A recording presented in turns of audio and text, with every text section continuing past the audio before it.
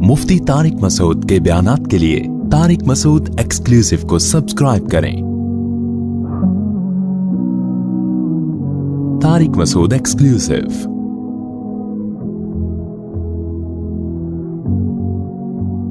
वल्लदीन हाजरू फिल्लाहि मिन बादि मा ज़ुलिमू लनुबव्विअन्नहुम फिद दुनिया हसना।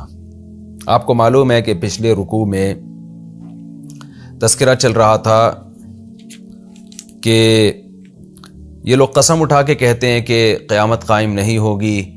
अल्लाह ने फरमाया कि ज़रूर कायम होगी, क्योंकि अगर क़यामत कायम ना हो तो हिसाब व किताब फिर कैसे होगा इंसानों का।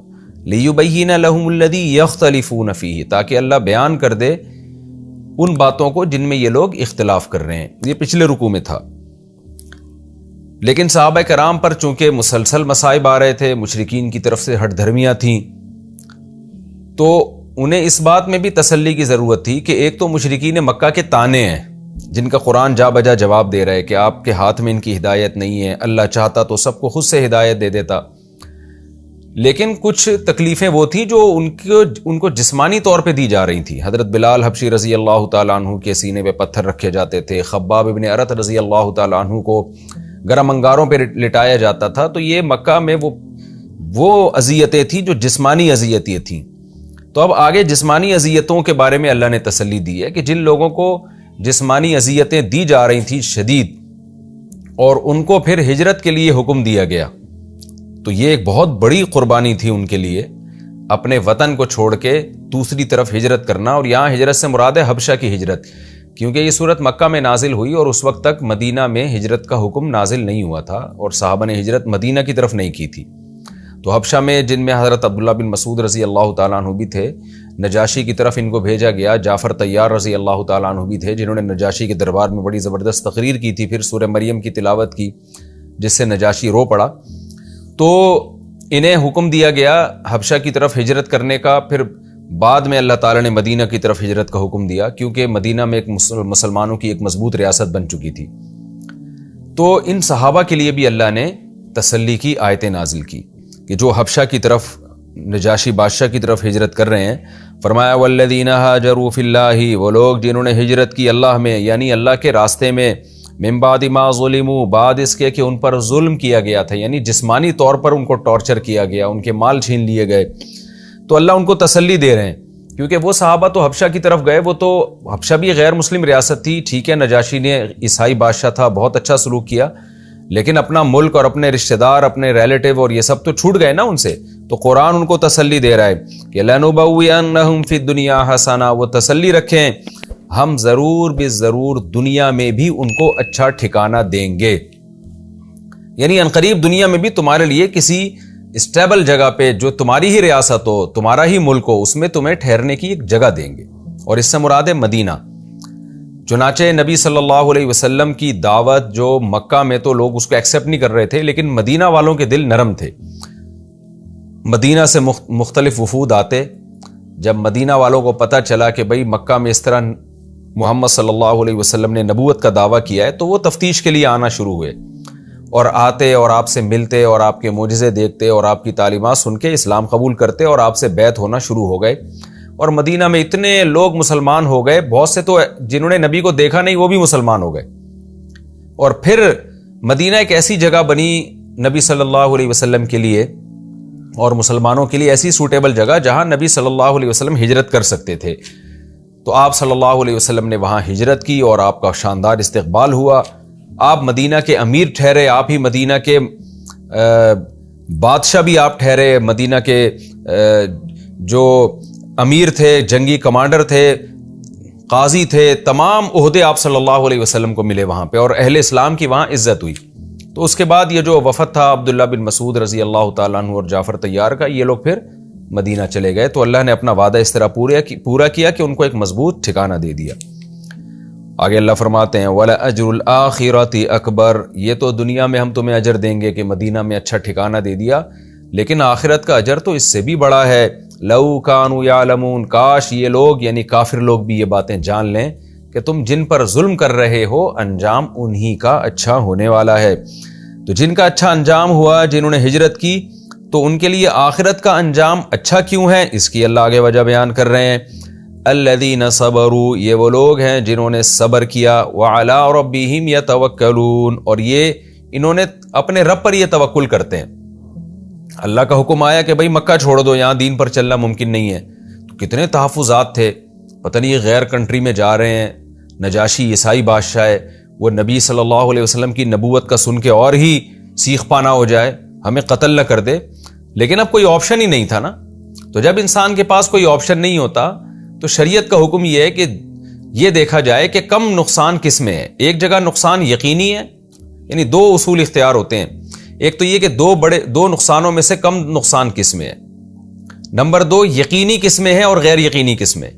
تو مکہ میں رہتے ہوئے زیادہ نقصان کا خطرہ بھی تھا اور وہ نقصان بھی یقینی تھا۔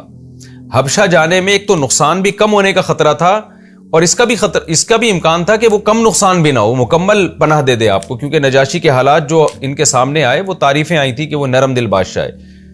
تو ایسے موقع پہ شریعت کہتی ہے کہ آپ اسباب اختیار کریں اور پھر اللہ پہ توکل کریں، نتیجہ اللہ پہ چھوڑ دیں۔ تو ان حضرات نے ایسا نہیں کیا کہ ان حالات میں کفر کی طرف چلے گئے، بلکہ اپنا فیوچر اللہ کے حوالے کیا کہ کوئی بات نہیں، ہم اللہ کے لیے قربانی دیں گے، اپنے دین سے پیچھے ہم نہیں ہٹیں گے۔ اسی کو اللہ نے توکل سے تعبیر کیا، یعنی اللہ پر اعتماد، کہ رزق دینے والی ذات، ٹھکانہ دینے والی ذات اللہ کی ذات ہے۔ تو صبر بھی کیا اور اللہ پر توکل اور اعتماد بھی کیا۔ وما ارسلنا من قبلك الا رجالا نوحی الیہم فاسألوا اہل الذکر ان کنتم لا تعلمون۔ اللہ نے صحابہ کو تسلی دی، دوبارہ اللہ مشرکین مکہ کی طرف آتے ہیں، کیونکہ ڈیبیٹ بھی چل رہی ہے، ہجرتیں بھی ہو رہی ہیں، مناظرے بھی ہو رہے ہیں، تسلیاں بھی ایک ہی ٹائم پہ نازل ہو رہی ہیں، سارے کام اس زمانے میں ایک ہی وقت میں ہو رہے تھے۔ تو اللہ مشرکین مکہ کو کہتا ہے کہ تم بار بار یہ دعویٰ کرتے ہو کہ انسان کیسے پیغمبر بن گیا، تو تم چونکہ اہل کتاب نہیں ہو، تم میں 2000 سال پہلے ایک پیغمبر آئے ہیں اسماعیل علیہ السلام، ان کی تعلیمات محو ہو چکی ہیں، اس لیے تمہیں یہ چیز اچنبھے کی لگ رہی ہے کہ اللہ نے انسان کو کیسے اپنا نائب بنا دیا، یعنی نبوت، رسالت میں، پیغام پہنچانے میں، تو کیسے اللہ نے بنا دیا۔ تو اللہ فرماتے ہیں کہ ما ارسلنا من قبلک الا رجالا، اے نبی ہم نے آپ سے پہلے مردوں ہی کو پیغمبر بنا کے بھیجا، یعنی ان کو یہ بات بتا دیں، نوحی الیہم، پھر ہم ان کی طرف وحی کرتے ہیں، فاسألوا اہل الذکر، تو اے اہل مکہ تم اہل علم سے پوچھ لو، یعنی اگر تمہیں مسلمانوں کی یا پیغمبر کی بات پر یقین نہیں آتا تو اور بھی تو دوسرے اہل علم ہیں نا جو نیوٹرل ہیں، یعنی اہل کتاب، جن کو یہودی اور عیسائی کہا جاتا ہے، وہ تو مسلم نہیں ہے لیکن ان کے پاس علم ہے، وہ نصیحت والے لوگ ہیں، ان کے پاس تورات ہے، وہ ہسٹری کا علم جانتے ہیں، ان سے جا کے پوچھو، ان کنتم لا تعلمون، اگر تمہارے پاس علم نہیں ہے۔ مشرکین مکہ کے پاس تو نالج ہی نہیں تھی، وہ تو جہالت کے اندھیروں میں ڈوبے ہوئے تھے، یہود و نصارہ تو پھر بھی بہت ساری نالج رکھتے تھے۔ تو جا کے ان نیوٹرل لوگوں سے پوچھو جن کے پاس نالج ہے، وہ تمہیں بتائیں گے کہ جتنے بھی پیغمبر دنیا میں آئے ہیں سارے بشر ہی تھے، سارے مرد ہی تھے، ایسا کچھ نہیں ہے کہ کوئی فرشتے کو اللہ نے پیغمبر بنا کے بھیج دیا ہو۔ تو ان سے جا کے پوچھو، بالبیناتی، ہاں وہ پیغمبر معجزوں کے ساتھ آئے ہیں، واضح دلائل کے ساتھ، والزبر، اور ان کے پاس آسمانی صحیفے بھی ہوتے تھے، تعلیمات بھی ہوتی تھیں۔ تو جیسے بہت سارے پیغمبر پہلے آئے ہیں تو تمہیں اہل کتاب یہود و نصارہ بتائیں گے کہ بھئی یہ پہلے آتے رہے، کوئی اچھمبے کی بات نہیں ہے۔ وَأَنزَلْنَا إِلَيْكَ الذِّكْرَ، تو اے نبی اسی طرح ہم نے بھی آپ پر اس نصیحت کو نازل کیا، یعنی قرآن کو نازل کیا، لِتُبَيِّنَ لِلنَّاسِ، اس لیے تاکہ آپ لوگوں کو ایکسپلین کریں، آپ لوگوں کو کھول کے بیان کر دیں، مَا نُزِّلَ إِلَيْهِمْ، کہ ان پر کیا نازل ہو رہا ہے، وَلَعَلَّهُمْ يَتَفَكَّرُونَ، اور تاکہ یہ لوگ غور و فکر کریں، یعنی ان آیتوں میں بھی غور کریں جو نبی ایکسپلین کر رہے ہیں، اور انجام پہ بھی غور کریں کہ اگر ہم نے ان پر عمل نہیں کیا تو ہمارا انجام کیا ہوگا، تو ان دونوں چیزوں میں غور کریں۔ تبھی آگے اللہ تعالیٰ دھمکی دیتے ہیں، افامن الذین مکروا السیئات، کہ تم اعتراضات میں لگے رہتے ہو اور اسلام کے خلاف تدبیریں کرتے رہتے ہو جو کہ اللہ کے خلاف تدبیریں ہیں، تو کیا تم لوگ اس بات سے بے خوف ہو گئے ان یخسف اللہ بہم الارض، کہ اللہ ان کے ساتھ زمین کو دھسا دے، یعنی تمہیں ڈر نہیں لگتا کہ اللہ تمہیں زمین میں بھی دھسا سکتا ہے، او یاتیہم العذاب، یا ان پر اس طرح سے عذاب آ جائے، من حیث لا یشعرون، کہ ان کو پتہ بھی نہ چلے، او یاخذہم فی تقلبہم، یا ان کو چلتے پھرتے پکڑ لے، یہ اپنی مستیوں میں گم ہو اور اچانک ان پر عذاب آ جائے، یعنی اللہ کو تو ہر طرح سے عذاب دینے پر قدرت ہے، فما ہم بمعجزین، تو پھر یہ اللہ کو ہرا نہیں سکیں گے، او یاخذہم علی تخوف، یا ان پر خوف کی ایک حالت ہو، مال کے گھٹنے کا خطرہ ہو، قحط آ رہا ہو، جیسے انسان پر تو مختلف حالتیں آتی رہتی ہیں نا۔ تخوف کا معنی کہ تنقص من الاموال، کہ مال کا یعنی گھٹ رہا ہو ان کا مال، جس کی وجہ سے انسان خوف کی حالت میں آتا ہے، یا کوئی وبا پھیل گئی ہو، جسم کا نقصان ہو رہا ہو، تو ایسی کنڈیشن میں کہ جب انسان قابل ترس ہوتا ہے، وہ چاہتا ہے کہ یہ عذاب مجھ سے ہٹے، تو اللہ کو اس پر بھی قدرت ہے کہ اس مصیبت کے ہوتے ہوئے ان کو عذاب میں ڈال دے، یعنی اور بڑی مصیبت میں مبتلا کر دے۔ یہ تو سب کچھ اللہ کے اختیار میں ہے، یعنی اللہ ان کو اس حالت میں بھی پکڑ سکتا ہے کہ جب یہ گھوم پھر رہے ہوں، لائف کو انجوائے کر رہے ہوں اور بالکل بے خوف ہوں، اور اس حالت میں بھی پکڑ سکتا ہے کہ جب یہ ویسے ہی قابل ترس ہوں اور اس پر الٹا اور اللہ ان کے اوپر عذاب دے دے۔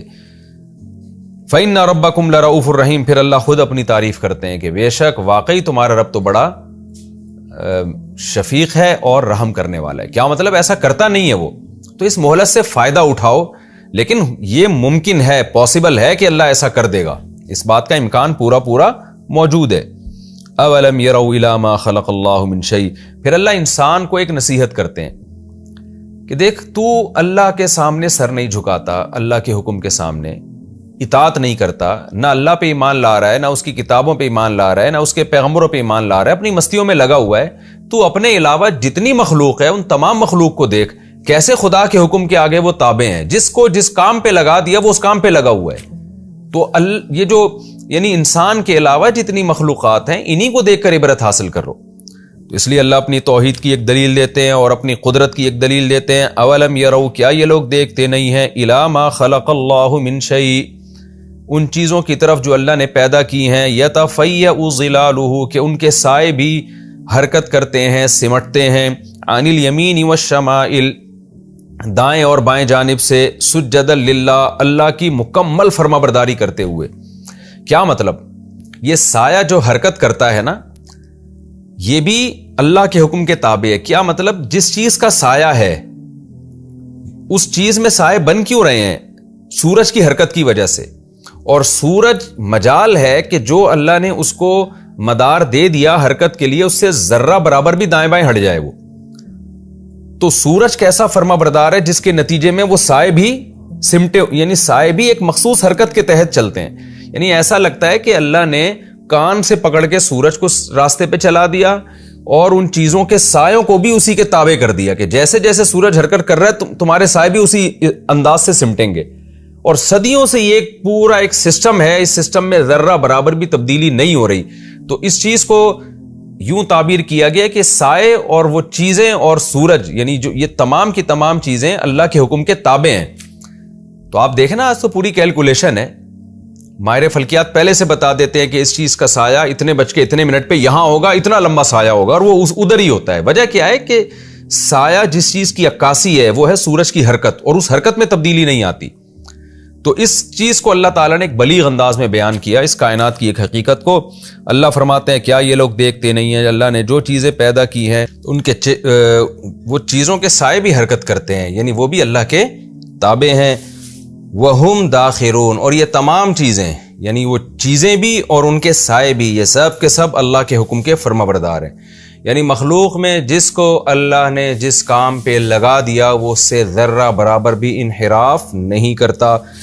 یہ سایوں کی مثال اس لیے دی کہ یہ بھی ایک یعنی سورج کی حرکت جو ہے نا، اس کا ایک بڑا خوبصورت مظہر ہے۔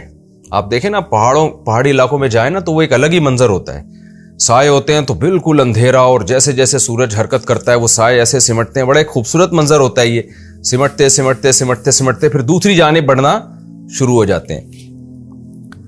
آگے اللہ فرماتے ہیں وَلِلَّهِ يَسْجُدُ مَا فِي السَّمَاوَاتِ وَمَا فِي الْأَرْضِ، کہ جو کچھ آسمانوں میں اور جو کچھ زمینوں میں ہے سب کا سب اللہ کو سجدہ کرتا ہے، یعنی اللہ کے قدموں میں گرا ہوا ہے، کوئی بھی اللہ کے حکم سے پیچھے نہیں ہٹتا۔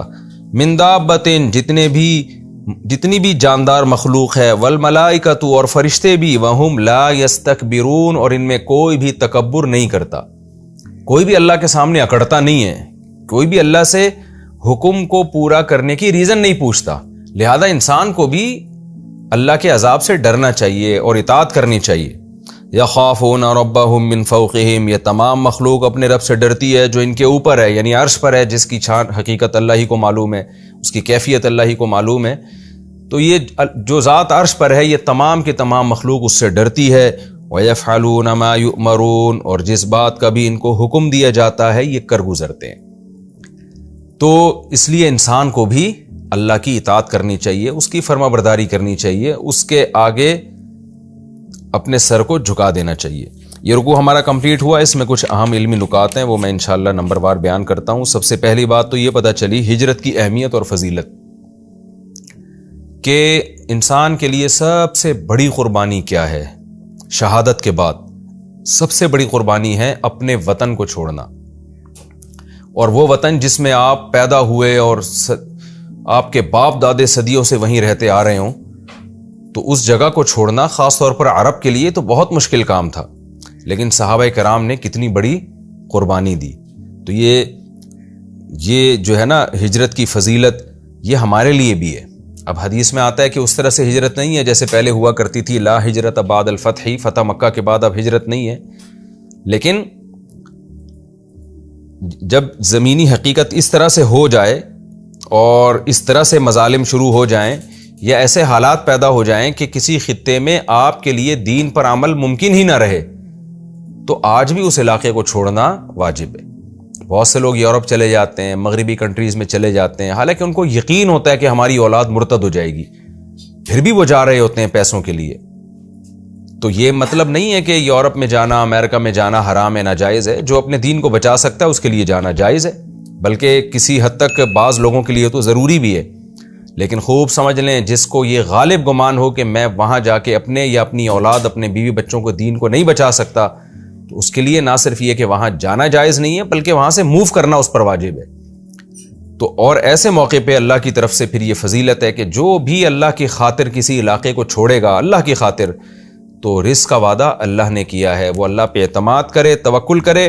لَنُبَوِّئَنَّهُمْ فِي الدُّنْيَا حَسَنَةً، ہم آخرت تو بعد میں، ہم دنیا میں بھی اس کو انشاءاللہ اچھا ٹھکانہ دیں گے اگر اللہ نے چاہا تو. اور چاہا کا مطلب یہ ہے کہ نہیں چاہے گا نا تو آپ کو جس کنٹری میں آپ پیسے کے لیے جا رہے ہیں وہاں آپ کو رسوا کر دے گا. اس بات کا خطرہ پورا موجود ہے. تو ایک تو ہجرت کی فضیلت ہمیں معلوم ہوتی ہے. دوسری بات یہ کہ صحابہ کرام جو ہجرت کر رہے تھے نجاشی بادشاہ کی طرف، حبشہ کی طرف، جس کو آج کل ایتھوپیا کہا جاتا ہے، تو حبشہ کا بادشاہ عیسائی تھا. اس سے بھی پتہ چلتا ہے کہ غیر مسلم کنٹری سے بھی مدد لی جا سکتی ہے اور غیر مسلم بادشاہ سے بھی مدد لی جا سکتی ہے. آج ہمارے یہاں بہت سے لوگ جن کو مذہبی نالج میں، مذہبی تعلیم میں زیادہ گہرائی نہیں ہے، وہ بات پہ کفر کے فتوے لگا رہے ہوتے ہیں کہ فلاں نے فلاں غیر مسلم کنٹری سے مدد کیوں لی، فلاں نے فلاں غیر مسلم ملک سے مدد کیوں لی، یہ غیرت کے خلاف ہے اور یہ آپس میں ملے ہوئے ہیں. اس طرح کے فضول تبصرے آپ صبح و شام سنتے رہتے ہیں مختلف ذرائع سے. تو فی نفسی ہی کسی غیر مسلم کنٹری سے یا غیر مسلم بادشاہ سے مدد لینا شریعت میں ناجائز نہیں ہے. تو صحابہ کرام نے مدد لی کیونکہ اس وقت ایک ریاست حبشہ ہی کی تھی جس کے بارے میں ان کو امید تھی کہ وہاں کا بادشاہ اچھا ہے اور مظلوموں کی مدد کرتا ہے. تو صحابہ کرام نے وہاں ہجرت کی. تو یہ بھی ہمیں پتہ چلتا ہے کہ غیر مسلم سے مدد لینا بھی جائز ہے. اور الذین صبروا علی ربہم یتوکلون، صبر اور اللہ پہ توکل کی فضیلت. آج یہ چیزیں بھی ہماری سوسائٹی سے ختم ہو گئی ہیں. نہ صبر کیا جاتا ہے. صبر کا مطلب کیا ہے؟ اپنے آپ کو ایسے کام سے روک لینا جو اللہ کی مرضی کے خلاف ہو. مصیبت میں، یعنی مصیبت میں اپنے آپ کو ایسے کام سے روکیں کہ جس سے اللہ ناراض ہوتا ہے. کیونکہ مصیبت کے وقت نا انسان بالکل حواس باختہ ہو جاتا ہے اور الٹے کام کرنا شروع کر دیتا ہے، اللہ کو ناراض کرنا شروع کر دیتا ہے. تو یہ چیز بھی بہت امپورٹنٹ ہے. جزا فضا کرنا، مصیبت میں آپے سے باہر ہو جانا، یہ کوئی فضیلت کی بات نہیں ہے. اور توکل کی فضیلت. توکل کا مطلب کیا ہے؟ توکل کا مطلب ہے اسباب اختیار کرنا. وہ اسباب جس کا حکم اللہ نے دیا ہے، ان اسباب کو چھوڑ دینا جن سے اللہ ناراض ہوتا ہے. اور جب آپ ان اسباب کو چھوڑیں گے جن سے اللہ ناراض ہوتا ہے تو آپ کو کچھ خوف لاحق ہوگا، یار پتہ نہیں میں کھانے کو ملے گا نہیں ملے گا. تو اس موقع پہ اللہ پہ اعتماد کرنا. خوب سمجھ لیں, اللہ پہ اعتماد کا مطلب یہ نہیں ہے کہ اسباب چھوڑ دیں آپ. مثال کے طور پر یہ صحابہ کرام حبشہ ہجرت نہ کرتے, مکہ میں رہ کے صبر کرتے تو یہ غلط ہوتا. اس لیے کہ ایک آپشن ہے آپ کے پاس, اس مصیبتوں سے بچنے کے لیے ایک راستہ ہے, تو اس راستے کو تو اختیار کیا جائے نا. پھر اس میں جو تحفظات ہو تو ان میں اللہ پہ اعتماد کیا جائے. تو ہمارے یہاں بعض لوگ اسباب بالکل چھوڑ دیتے ہیں اور کہتے ہیں ہم اللہ پہ توکل کریں گے, یہ بھی غلط ہے. اور اسباب ایسے اختیار کرتے ہیں کہ جائز ناجائز کا فرق ختم کر دیتے ہیں, تو یہ بھی اللہ پہ توکل کے خلاف ہے. ایک اہم پوائنٹ کی بات اس میں یہ بھی پتہ چلتی ہے کہ اللہ نے مشرکین مکہ کو حکم دیا کہ اہل علم سے پوچھو کہ جتنے بھی پیغمبر دنیا میں آئے ہیں سارے مرد تھے. تو اس سے اہل علم کی فضیلت بھی معلوم ہوتی ہے. حالانکہ جن اہل علم کی بات ہو رہی ہے وہ تو یہود و نصارہ تھے, اہل کتاب تھے, لیکن بہرحال نالج تھی ان کے پاس. انہیں پتا تھا کہ بھئی پیغمبر ہمیشہ سے انسان ہی آتے رہے ہیں, فرشتے پیغمبر نہیں آتے. تو اس سے ہمیں یہ بھی پتا چلتا ہے کہ جو جس کی فیلڈ ہے نا, اس فیلڈ میں اس کی اتباع کی جائے گی. اسی کو تقلید بھی کہا جاتا ہے. تقلید کا کیا مطلب؟ ایک تقلید حرام تقلید ہے جس کو اندھی تقلید کہتے ہیں, کہ آپ جس کے کو فالو کر رہے ہیں آپ کو اس کے برحق ہونے کی آپ کے پاس کوئی دلیل نہیں ہے. اور ایک تقلید وہ ہے جو جائز تقلید ہے, بلکہ واجب تقلید ہے. وہ یہ ہے کہ آپ جس چیز میں فالو کر رہے ہیں نا کسی شخصیت کو, وہ شخصیت اس چیز میں کامل علم رکھتا ہے. تو ایسے موقع پہ اہل علم کو فالو کرنا قرآن نے اس کا حکم دیا ہے, کیونکہ قرآن کہہ رہے اہل علم سے پوچھو اگر تمہیں معلوم نہیں ہے. تو کیا مطلب, کیا پوچھو؟ وہ پوچھو جو جس کا علم ان کے پاس ہے. تو فقہا کے پاس فقہ کا علم ہوتا ہے, تو فقہ کا علم اسی آیت سے ہمیں پتہ چلتا ہے کہ فقہا سے پوچھے جائے گا حلال و حرام کے مسائل. میڈیکل سائنس کا علم ڈاکٹروں کے پاس ہوتا ہے, حکمت کا علم حکیموں کے پاس ہوتا ہے. تو جو بھی جس فیلڈ کا ماہر ہے نا, اس آیت کے بارے میں اجماع ہے پوری امت کا کہ اس آیت سے تقلید بھی ثابت ہوتی ہے, جو جائز تقلید ہے. ایک حرام تقلید ہے, میں اس کی بات نہیں کر رہا, وہ جو باپ دادا کی اندھی تقلید کیا کرتے تھے مشرکین مکہ. اس آیت سے علماء کی تقلید بھی ثابت ہوتی ہے. اس آیت سے فقہا کی بھی, محدثین کی بھی. علم حدیث میں جب سند کی بحث آئے گی تو محدثین سے رابطہ کیا جائے گا, اور جب تاریخ کا علم آپ نے حاصل کرنا ہے تو مورخین سے رابطہ کیا جائے گا, مورخین کی کتابیں پڑھی جائیں گی. تو یہ جو آج کل ایک اوٹ پٹانگ قسم کی ایک سوچ چل پڑی ہے نا کہ ہم ہر چیز میں خود تحقیق کریں گے پھر ہم فیصلہ کریں گے, حالانکہ آپ کے پاس تحقیق کا علم ہی نہیں ہے. کیونکہ کسی بھی شعبے میں تحقیق کے لیے ایک خاص درجے کی نالج ہو, پھر انسان میں تحقیق کی صلاحیت پیدا ہوتی ہے. تو جو اس شریعت کے پیچیدہ مسائل ہیں ان میں تحقیق کے لیے ایک خاص درجے کی نالج ہوگی تو آپ تحقیق کے اہل ہوں گے. تو وہ نالج حاصل کرتے نہیں ہیں اور ڈائریکٹ جو ہے وہ تحقیق کرنا شروع کر دیتے ہیں. اس کی مثال ایسے جیسے میڈیکل سائنس میں جب تک آپ ایک خاص ایک علم تک نہ پہنچ جائیں, اس سے پہلے آپ پیناڈول کے بارے میں تحقیق نہیں کر سکتے کہ یہ کیا ہے. تو آپ کریں گے تو مار کھائیں گے آپ. تو یہی حال فقہ کا بھی ہے, یہی حال حدیث کا بھی ہے, یہی حال قرآن کا بھی ہے, یہی حال جتنے بھی علوم ہیں ان تمام علوم کا ہے. تو جب تک اس لیول کی نالج آپ کے پاس نہیں ہوگی آپ تحقیق کے اہل ہی نہیں ہوں گے. جب اہل ہی نہیں ہے تو آپ کریں گے کیسے؟ ہاں, کچھ موٹے مسائل جو ہوتے ہیں, عقیدے کی بات ہے یا بیسک اسلام کے حلال و حرام کے مسائل کا علم ہے, اس میں ایک عام آدمی بھی تحقیق کر سکتا ہے. جیسے کہ صحت کے جو بنیادی چیزیں ہیں, موٹی باتیں, ان میں تو ایک عام آدمی بھی تحقیق کر سکتا ہے. لیکن جب آپ باریکیوں کی طرف جائیں گے تو ایک عام آدمی کو ڈاکٹر پہ اعتماد کرنا پڑے گا, علم حدیث کے معاملے میں محدث پر اعتماد کرنا پڑے گا, اور فقہ کے معاملے میں فقہا پر اعتماد کرنا پڑے گا. کیونکہ قرآن کہہ رہے فاسألوا اہل الذکر, تم اہل علم سے پوچھو. تو ظاہر ہے پوچھا اس لیے جاتا ہے نا کہ عمل کیا جائے اس کے اوپر. تو یہاں پوچھنے کا مطلب یہ ہے کہ پوچھ کر اس پر عمل کرو. تو اللہ مشرکین مکہ سے کہہ رہے ہیں کہ تم اہل علم سے پوچھو اگر تمہارے پاس علم نہیں ہے, تم ہسٹری نہیں جانتے, تمہارے پاس آسمانی کتابیں نہیں ہیں, تو جن کے پاس ہیں ان سے یہ بات پوچھو, وہ تمہیں بتائیں گے کہ جتنے بھی پیغمبر پہلے آئے ہیں وہ تمام کے تمام, ان میں سے کوئی بھی پیغمبر فرشتہ نہیں تھا, فرشتے نہیں تھے وہ. تو یہ جو تواتر سے خبر چلی آ رہی ہے نا اہل کتاب میں, یہ خبر حجت ہے. یہاں ایک بات کا ایک اشکال ہوتا ہے کہ جو ہے یہ جو عیسائی تھے یہ تو عیسیٰ علیہ السلام کو بشر نہیں مانتے تھے, یہ تو اللہ کا بیٹا مانتے تھے, ان میں الوہیت کے قائل تھے. تو وہ تو عیسیٰ علیہ السلام کے بارے میں یہ نہیں کہیں گے کہ وہ بشر تھے. تو خوب سمجھ لیں کہ جب عمومی طور پر اہل علم سے پوچھا جائے گا نا, تو جو تواتر کے ساتھ جو علم حاصل ہوگا وہ علم یہی حاصل ہوگا کہ جب سارے پیغمبر بشر تھے تو عیسیٰ ابن مریم بھی بشر تھے. تو آپ نے جو ان سے نالج لینی ہے نا, وہ نالج لینی ہے جو ان کے پاس تواتر کے ساتھ چلی آ رہی ہے. وہ نالج یہ ہے کہ موسیٰ علیہ السلام بھی بشر تھے, ابراہیم علیہ السلام بھی بشر تھے, یعقوب علیہ السلام بھی, عیسیٰ ابن مریم, اسماعیل علیہ السلام بھی, اور یوسف علیہ السلام بھی, موسیٰ علیہ السلام بھی. تو اس سے جو نتیجہ اخذ ہوگا وہ یہ ہوگا کہ پھر محمد صلی اللہ علیہ وسلم بھی بشر ہیں اور آپ کے لیے بھی فرشتہ ہونا ضروری نہیں ہے. تو یہ بھی ایک پوائنٹ کی بات ہے.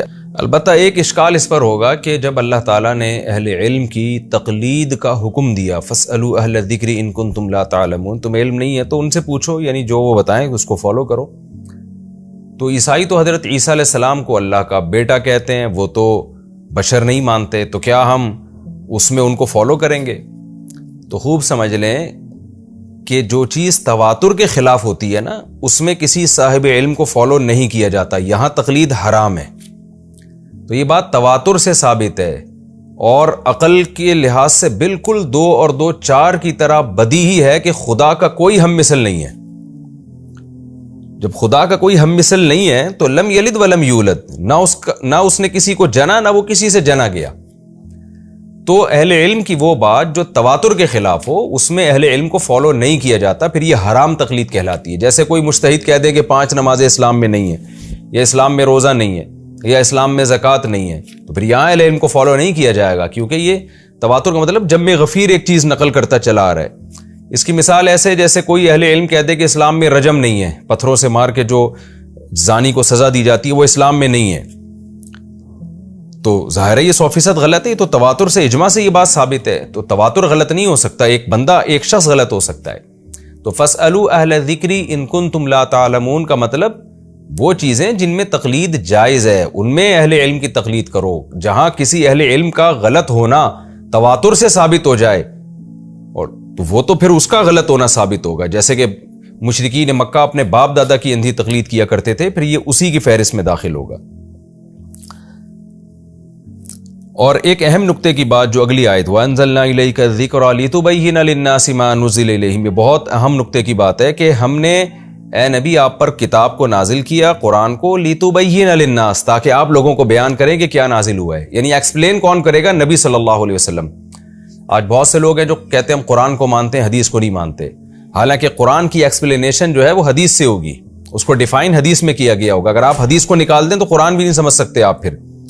اور تیسری بات یہ کہ وَلَعَلَّهُمْ يَتَفَكَّرُونَ, پھر یہ لوگ بھی تفکر کریں گے. یعنی نبی کے بیان کے بعد بھی بات ختم نہیں ہو جائے گی, ان کو ڈیپ میں جا کے خود ان کو بھی غور و فکر کرنا پڑے گا, جس کو اجتہاد کہا جاتا ہے. تبھی اسلامی علم اور اسلامی قانون جو مرتب ہوا ہے نا, وہ 3 چیزوں کو سامنے رکھ کر, قرآن, حدیث اور فقہ, یعنی قرآن بھی ہے, اس میں حدیث بھی ہے, پھر فقہا کا اجتہاد بھی ہے. یہ تینوں چیزیں مل کے اسلامک لا مرتب ہوتا ہے. کتاب الطہارہ, کتاب الصلاۃ, پھر اذان کا باب, پھر حج اور زکوٰۃ, پھر معاملات خرید و فروخت کے, پھر نکاح اور طلاق کے, پھر وراثت اور حدود. یہ تمام جو اسلامی حکام ہے نا, یہ ان 3 چیزوں کا مجموعہ ہے, قرآن, حدیث اور پھر فقہا کا اجتہاد. کچھ لوگوں نے حدیث کو نکال دیا اور کہا کہ ہم صرف قرآن کو مانتے ہیں, وہ بھی گمراہ ہیں. کچھ لوگوں نے کہا کہ ہم صرف قرآن اور حدیث کو مانتے ہیں, وہ بھی گمراہ ہیں. تو اس میں صحیح راستے پر وہ لوگ ہیں جو قرآن, حدیث اور فقہا کا اجتہاد, ان تینوں چیزوں کو, اجتہاد قرآن حدیث کو سمجھنے کے لیے جو اجتہاد کیا گیا, اگینسٹ میں نہیں جاتا وہ, اس کے سمجھنے کے لیے. تو جب تک یہ 3 چیزیں نہیں ملیں گی اس وقت تک قرآن و سنت پر عمل پاسبل ہی نہیں ہے. تو یہ تفکر, ظاہر ہے یہ تفکرون میں تفکر ہے نا, غور و فکر, تو غور و فکر وہی کرے گا نا جو قرآن حدیث کا پراپر علم جانتا بھی ہو. تو فقہا جانتے ہیں, مجتہدین جانتے ہیں, ان کے غور و فکر کا اعتبار ہوگا. اسی بات کو حدیث میں یوں بیان کیا گیا, آپ صلی اللہ علیہ وسلم نے فرمایا, صحیح حدیث ہے, بلغوا عنی ولو آیا, جو مجھ سے سنو آگے پہنچاؤ.